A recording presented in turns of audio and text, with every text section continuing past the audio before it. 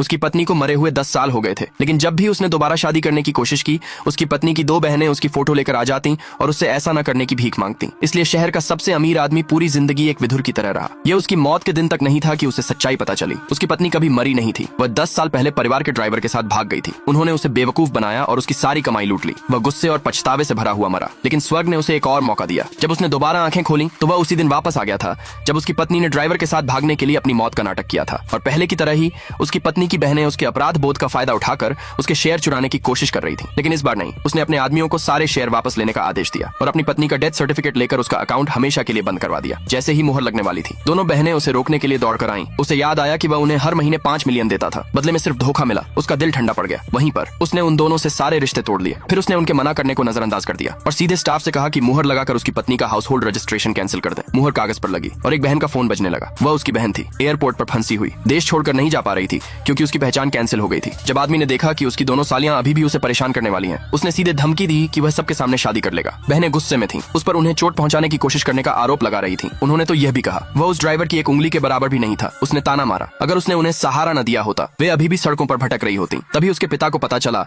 कि वह दोबारा शादी करने की योजना बना रहा है और उसे एक नाम भेजा। उसने लिफाफा खोला और जैसे ही उसने नाम देखा, उसकी आंखें चमक उठी। वह उसकी बचपन की प्रेमिका थी।